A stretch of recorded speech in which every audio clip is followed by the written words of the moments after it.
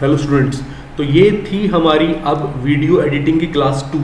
पहले का रिस्पांस बहुत अच्छा आया है, बहुत सारे स्टूडेंट्स ने बहुत बेहतरीन क्रिएटिविटी करके दिखाई है।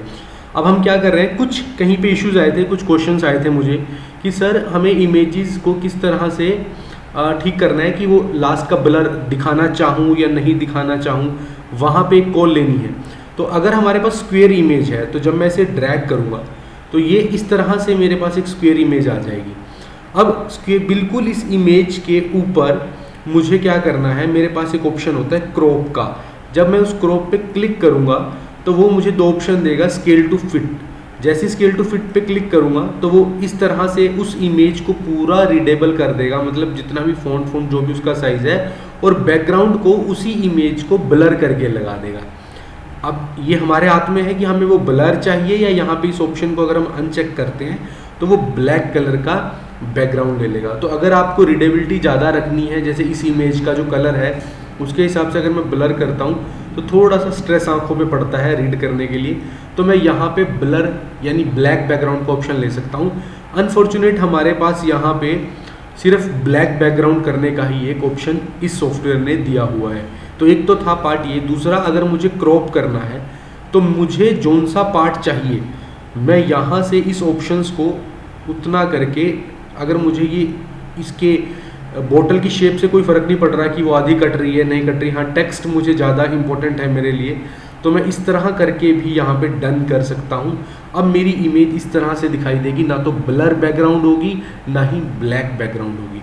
अब अगर मैं कोई और इमेज लेता हूँ, उसको ड्रैग करता हूँ तो वो इस तरह से आएगी। इसका भी मुझे सेम है, जौन सा मुझे जितना पार्ट चाहिए मैं वो यहाँ से रख सकता हूँ। मुझे फॉर एग्जांपल नीचे टेक्स्ट लिखना है जो कि हम आज करने वाले हैं, और यहाँ पे अगर मुझे टेक्स्ट लिखना है तो मैं इस तरह का इमेज बना देता हूँ और ओके कर देता हूँ। तो इमेज को किस तरह से आपको सेट करना है वो आपके हाथ में है। दोबारा से क्लिक करा, इस नई इमेज को ड्रैग करा। अब इस गाड़ी का कौन सा पार्ट आपको चाहिए, स्केल टू फिट पे जाओ, इस तरह से ये दिखाई देगी। वापस क्रॉप पे आ जाओ और जितना तुम्हें पार्ट चाहिए कम ज़्यादा तुम वो कर सकते हो। ऐसे जूम कर सकते हो कि मुझे गाड़ी का सिर्फ जूम वाला पार्ट चाहिए, तो इमेज छोटी करोगे तो वो जूम अपने आप होने स्टार्ट हो जाएगी, और यहाँ पे डन कर देता हूँ। तो मुझे इमेज का इस तरह से बड़ा विजिबल पार्ट चाहिए था, मुझे साइड का एरिया नहीं चाहिए था।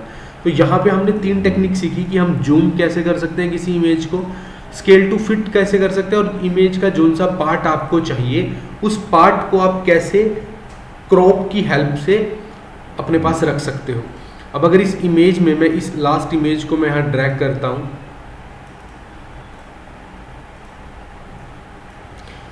इस इमेज को अगर मुझे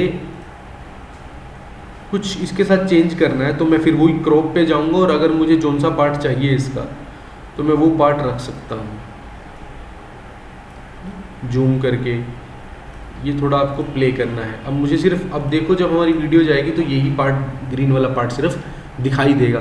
तो इमेज का कौन सा पार्ट आपको रखना है, ये बहुत एक सेंस होती है कि अगर आप कोई वीडियो बना रहे हो और उस इमेजेस यूज़ कर रहे हो, उस इमेजेस के कौन से पार्ट को आप हाईलाइट करना चाहते हो, तो वहाँ पे ये क्रॉप टूल बहुत हेल्प करता है।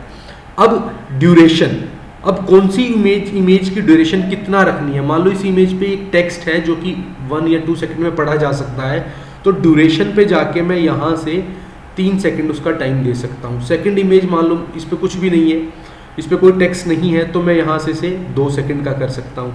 थर्ड इमेज पे मैं यहाँ पे टेक्स्ट लिखना चाहता हूँ या लिख रखा है या उसे दिखाना चाहता हूँ, तो मैं उसकी ड्यूरेशन को बढ़ा सकता हूँ।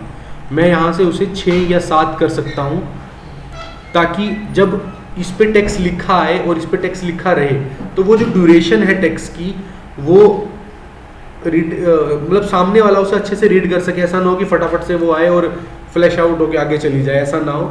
थर्ड, यहाँ पे हम अगर कोई टेक्स्ट लिखेंगे तो हम उसको भी चेंज, ड्यूरेशन उसकी बढ़ाया घटा सकते हैं। अब जैसे इस इमेज पे मैं टेक्स्ट लिख के दिखाता हूँ, तो मैंने वो इमेज सिलेक्ट करी, टेक्स्ट पे गया और यहाँ पे मैं टेक्स्ट लिख रहा हूँ। जैसे मैंने लिखा कि ब्यूटीफुल नेचर,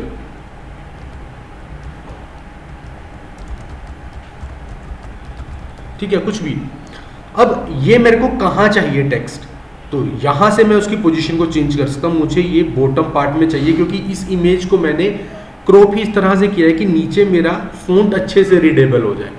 ठीक है, यहाँ से मैं इसका साइज बढ़ा सकता हूँ अपने फ़ॉन्ट का, और यहाँ से आप इसको स्पीड इसकी कि कितनी देर में ये, कितने सेकंड तक ये रुके और फिर चला जाए। तो मैंने इस तरह का एक ऑप्शन इनेबल कर दिया है। अब जब हम इसे रन करेंगे, अभी कोई ट्रांजिशन नहीं लगाई है, तो ये इतनी देर के लिए फ़ॉन्ट रहेगा मेरा, और उसके बाद ऑटोमेटिकली ये यहाँ से चला जाएगा नेक्स्ट स्लाइड के आते ही। यहाँ पे मैं अब एनिमेशंस लगा रहा हूँ, तो वही नॉर्मली आप कोई भी एनिमेशन यहाँ से ले सकते हो। ठीक है, मैं आपको ये रन करके दिखाता हूँ।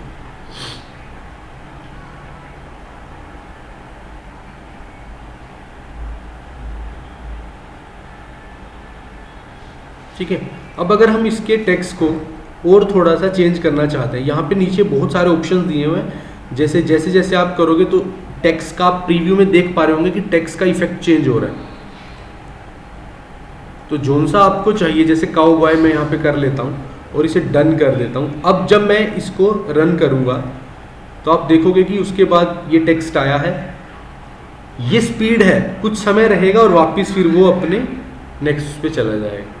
तो इस तरह से हम अपनी इमेजेस की पोजीशन सेट कर सकते हैं, कहाँ पे टेक्स्ट लिखना है, कहाँ पे टेक्स्ट विजिबल होगा, और टेक्स्ट कैसे लिखना है वो टेक्स्ट मैंने आपको लिखना सिखा दिया है। यहाँ पे बहुत सारे ऑप्शंस हैं, मोर देन 9 और 10 ऑप्शंस अवेलेबल हैं। ये पोजीशंस के ऑप्शन हैं जहाँ पे आप पोजीशन सेट कर सकते हो।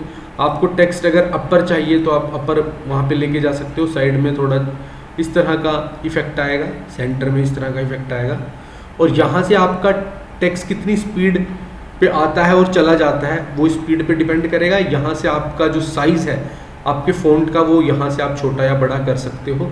ठीक है, वीडियो के एंड में जब आपको वीडियो शेयर करूँगा तो मैं आपको लिख दूंगा कि आपको आज किस टॉपिक पे वीडियो क्रिएट करनी है।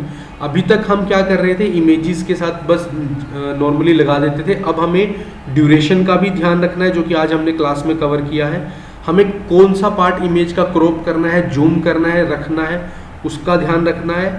थर्ड, हमें यहाँ पे टेक्स्ट की पोजीशन कहाँ पे सेट करनी है, कहाँ नहीं करनी, और फाइनली हमें टेक्स्ट को कितना समय देना है, कितनी स्पीड देनी है, वो भी हमने इस वीडियो में आज सीख लिया है। तो मैं आशा करता हूँ आपको ये समझ आया होगा। इस वीडियो को देखो, समझो और इम्प्लीमेंट करो और अपनी क्रिएटिविटी को एक नेक्स्ट लेवल पर लेके जाओ।